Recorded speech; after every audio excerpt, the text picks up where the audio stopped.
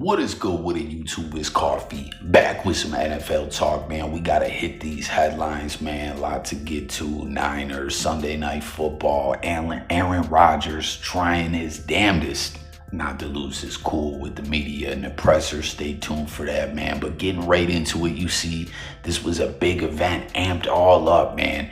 The terrible tailgate, you know what I mean? Antonio Brown had, and he's been on a roll, man. He had individuals thinking he's back in the black and gold, like really trying to troll with the media, that not just that he was pulling up for this terrible towel event, that next week he gonna be back out there playing for the Steelers. Like, people was really going for that one, man. And then he's out there with Trump getting that tampon Tim Walls. Like, he had a hell of a week. But I gotta say, man, when it comes to this terrible tailgate event, which I seen people pulling up for, that was against the Las Vegas game, right? Fans was coming all around for that.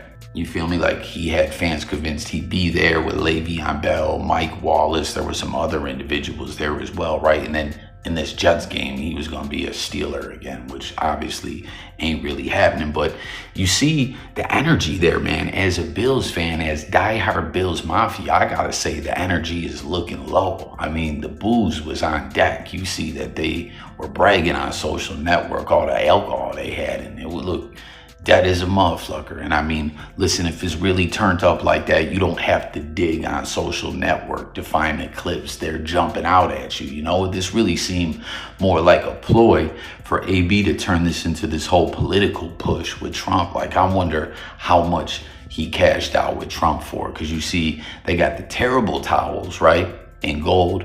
Then they got the Trump towels in red, and they got the Trump Vance towels in gold too. Like, they're intermingling the terrible towel, right? A staple of the Steelers fan base with this whole political push and movement that AB's doing with Trump. And hey, when it gets to the political ish, I always say I'm just sitting back watching. I'm not all into it like that. I'm just, peeping everything going down. But Trump affiliating himself with AB, like, it helped him with that tampon Tim Walls thing. I just don't know why in the fuck he went out there talking about Arnold Palmer's private parts. Pause. That's all I gotta say about that. Y'all let me know what you guys think about it, man. But you see the highlights from the game, man, and it was the George Pickens show. Like, he was out there just doing the damn thing, making highlight reel material catches.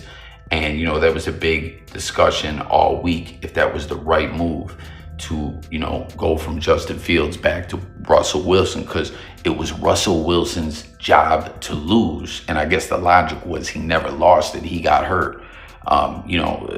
Fields did what he did. He won some games. A lot of people said the defense bailed him out. They had a shot to be 5-1. They weren't. But, he was being, like, praised for his poise and maturity and leadership quality, like taking that on the chin, like, yo, that was me. If I played good enough, there wouldn't be a question if they should have went back to dangerous or not. And they did, so I didn't do what I was supposed to do. JJ Watt praised him for it. And there was a lot of talk about that all week. But man, Pickens just, like, look at these catches. And you see some people arguing, yo, this ain't Russ, this is Pickens. But you see Le'Veon Bell took to social network, to send a message saying, yo, I told you so. Like, I've been called this, right? What did he say? George Pickens, he pulled up one of his own tweets. Stats will skyrocket with Russell Wilson starting. Just remember this tweet. And then he said, I told you. And obviously Pickens, you see the highlights, 111 yards, 1 touchdown on 5 catches. And I don't know, everyone who watched the game, let me know what you think about it. Like I said, stay tuned to hear Aaron Rodgers do his best. Like, he's trying. We'll get to that at the end, his presser and all that. The Jets is bums, man. Like, I'm sorry, they can sign Devontae Adams, trade for Devontae, bring in other players, as we know. They made another big splash. It doesn't matter. This team is just not that good. I don't know why people don't want to face it. You know what I mean? But to hit the comments and share your thoughts. Another big game that everyone was watching for this week was the Niners looking to get their get back against Mahomes and the Chiefs, the defending champs. I can't wait till my Bills get to get back out there, get our shot for some get back against Mahomes and the Chiefs. But that's been the thing with the Bills, right? We've consistently beat them in regular season. It's just these playoff games, man. I ain't even gonna sit here and tell you coulda, woulda, shoulda. I'm telling you, I really think this year's the year. We just gotta, Terrell Bernard, right? I haven't even seen an update on that Bills Mafia. Hopefully he's good to go. That's what killed us last year going into the playoffs. All those injuries defensively, Milano, we still ain't even got him back this year, but the defense has impressed, no question. But back to what we're talking about here. This game, man, was a very winnable game for the Niners. First quarter was slow, you know what I mean? No offense, really rhythm going on either side for either squad. Both teams combined for 2 INTs, a couple sacks. San Fran got the ball moving in the second quarter a little bit, but 2 drives only resulting in field goals. They were up 14-6 at the half. The third quarter, they got an INT off Mahomes. They got a touchdown, but you see, at the end of the day, it came to Mahomes just pulling a rabbit out the hat and, just going Super Saiyan, being a Bills fan and, being all about Josh Allen and my squad. I gotta say it, he went Super Saiyan on the Niners, and I can only imagine what this one highlight here that you see is being discussed, where they're saying, yo, look at this. Those NFL is rigged blogs, channels and whatnot. They're probably going crazy with this footage here where someone's saying, yo, the only reason that he, got in the end zone so easy the way he did is because they're afraid to hit him. They don't want to get a roughing the passer penalty. But then you see on this other highlight where he got jabbed in the neck and no flag. You see someone too, Josh Allen's burner account saying, hey, stats for the 2024 season. Josh Allen, 15 TDs, 0 INTs. Mahomes, 6 TDs, 8 INTs. Man, it's still wild. Josh Allen still doing the damn thing with no INTs.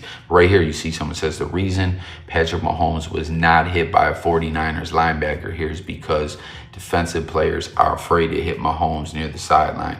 Because if you touch the QB near the sideline, it's a flag every time. The fake slide, it's being abused. And listen, you got to hit them. You got to do what you got to do. It is killing the game. Week in and week out, we see this with all the games we watch. And, they have the, what's his name, Territory and those other guys, the rules analysts. And my Bills, we even got a rules analyst guy that used to work for one of these primetime networks. I think Monday Night Football, doing analysis of the game, win the challenge and stuff like that. But we see this over and over with the fines, with the flags. It's bullshit and it's killing the game. And to keep it real, I'm about sick of it. But you got to hit him there. I don't know, but I'm only imagining that footage right there. They're saying, oh man, look at this. How did Mahomes this is rigged, But comment and let me know what y'all thought about the game. You see, I don't know which power rankings this is being highlighted here after this game, but that was the big question. Is yo, where are the Niners at now? As you see the power rankings, let me know what you think. Again, I'm not sure exactly which media outlet this is. We know they all got their own rankings, but you see Carolina Panthers at 32, last week 31, 1-6. Tennessee last week 32, moved up to 31, got smacked by my Bills. Patriots at 30, 1-6. They were at 30 last week. Browns dropped from 25 to 29 with an L. What do you guys think about that too? Deshaun Watson, that's not looking good. Chubb was the big talk for Browns fans. A 1-6 record. Then we got the Giants at 28. Jaguars 27, Dolphins 26, Vegas 25, Cardinals 24, dropping back 2 from 22. The Rams, 23, moved up 1 from 24. The Saints, 22, dropping back after getting smacked to 22 from 20.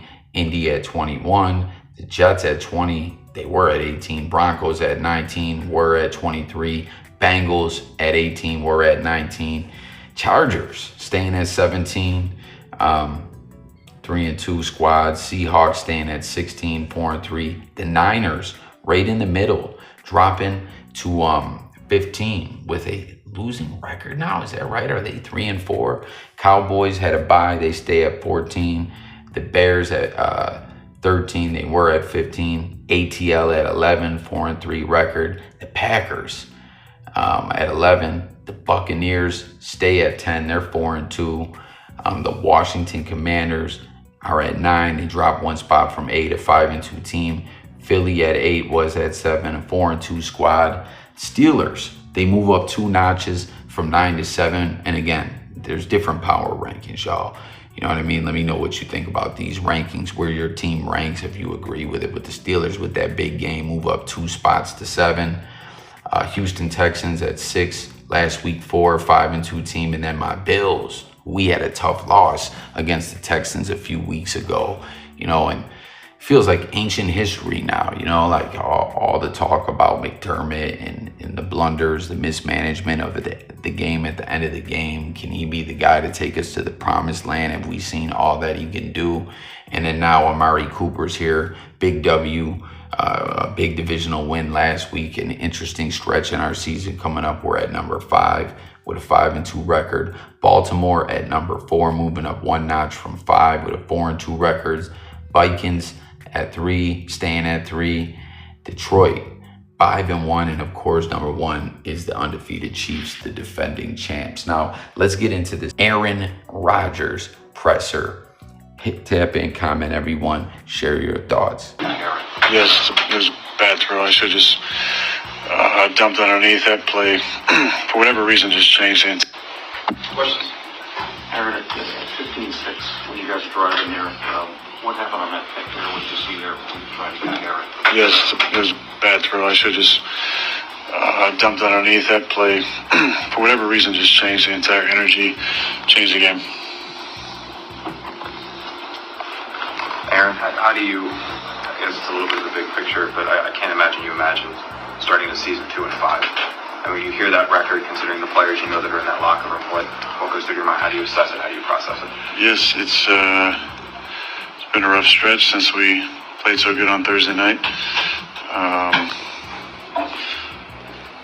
We've lost each of those 4 in different ways, but we got to figure it out.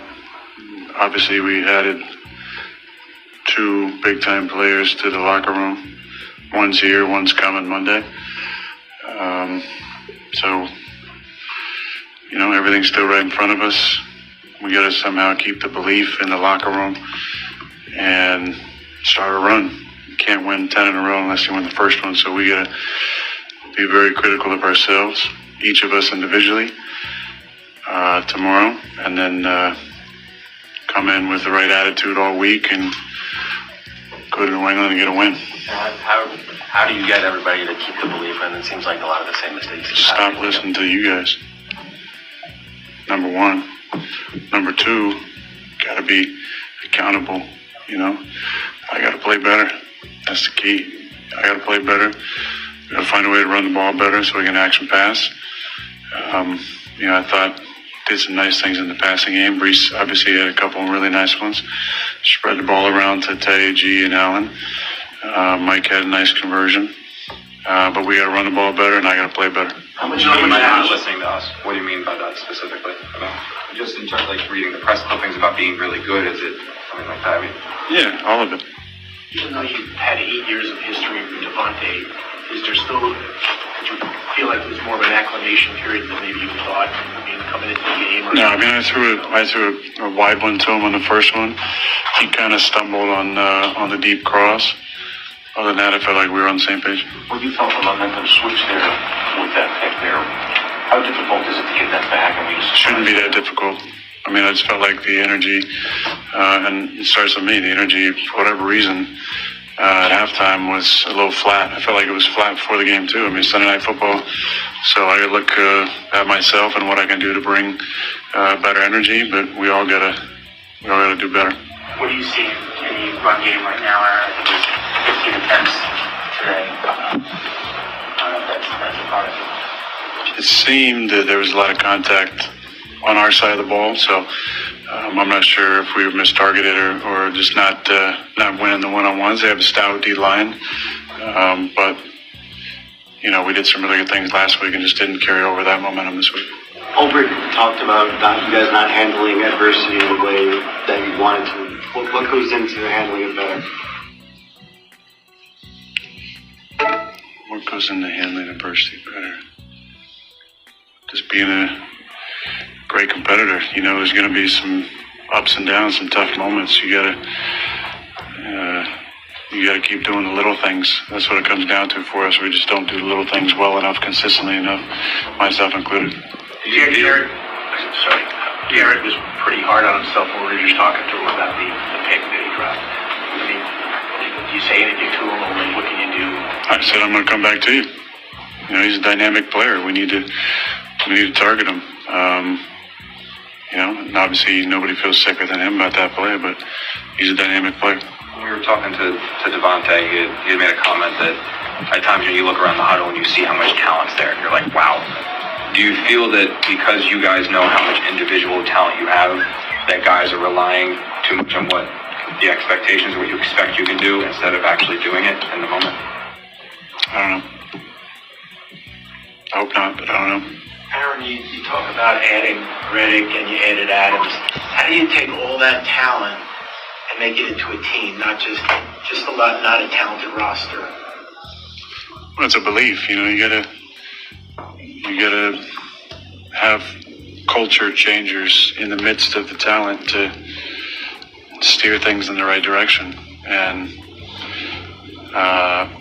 there's a lot of us leaders that try and do that week to week, but it comes down to each individual making the right decisions during the week preparation and going out and playing as well as they can and trusting each other.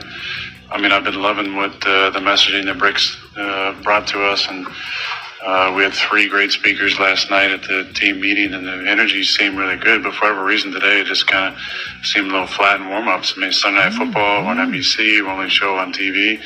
I live for these games, and I just don't quite understand why the energy was a little bit flat. You're ready? Teams that you're both. Oh no, I love playing. I love competing. I just, for whatever reason, sometimes there's moments where you feel like the energy's great, the energy's kind of medium, the energy's a little mild or flat, and kind of felt it. Anytime that happens, you try and directly infuse like some energy and conversation to get things going. And then I felt like once we started the game, we had good energy, and then that shitty pick I threw kind of after that, I just felt like the energy just kind of dropped off for whatever reason. You mentioned the speakers last night. Outside speakers or people internal from guys on the team. Since you've been with the Jets, we've talked obviously history. You kind of watched it last year so far. There's been a feeling here sometime before the season starts getting away from this team, and here we go again. How do you avoid that? You guys have now dropped 4 in a row, 2 and 5. It feels like a pretty critical point for this team. Just gotta win. Starting this week. So like I was saying, man, Rodgers, it's tough for him, man. This guy is like, I don't know, man. He be acting like a bitch, kind of, right? Spoiled brat, getting all the players he wants, and they're still losing. You know what I mean? He's taking it on the chin a bit, saying his bad INT is what shifted the momentum. Sorry, y'all, I got a phone call, threw me off my concentration. But yeah, Rodgers and this Jets team just ain't that good, and it's like kind of Brett Favre-ish in a way, obviously Favre almost got to a Super Bowl in his time with the Vikings, but it's just they both went to the Jets. They both kind of had it out with the Packers franchise before they left. Not the same player, obviously, you know what I mean? But it's just interesting watching both their careers play out. But this Jets team is just not this good. Like I said, it doesn't matter who you add, But like I said, he took it on the chin. He threw those picks, bad momentum. Like they're asking him about the talent and can this team make it through the adversity? I don't think so. He's talking about going on a run. I just don't see it for the Jets. But let me know what you think, if you think that they got the fortitude within them to do it. Like, I just don't think this team is that good. Like, when they fired the coach and there was all those reports like, oh, the Jets feel that they can win. They want to make a move now. They feel they could compete for the division. And he was talking too about, like, we played so good out there in that game against Buffalo. Like, don't get me wrong, it was a close divisional game, but y'all ain't all that, man. And I don't know. I just think they suck, I think, really, realistically, personally. I don't know. But kudos to Rodgers for, because you heard him. We got to stop listening to y'all and all that. Like it's tough for Rodgers. You know what I'm saying? Like, it's not going the way it's supposed to. They're giving him the players he wants and doing what he wants, and he's having a say in transactions and everything. And Adams had it. Like, the chemistry isn't building as quickly the way they wanted to see. But I don't know. You guys let me know what you think. But again, that's big of him to even, sit up there and chop it with the media like that. But in a way, I mean, they kind of have to. They don't have to. He could pull a Marshawn Lynch, and he's doing more than that. But you can see it. It's written all over his face. And I just don't think the Jets got what it takes. But you let me know what you think about Rodgers, the Jets, all these other topics we touched on this one. I thank you for tuning in. Subscribe to the channel if you're new. It's Coffee, where we talk music, news, sports, current events. We've been getting into politics, life, and just much, much more over here. Thanks for watching. Look forward to hearing from you guys in the comments, and I'm out of here. Peace.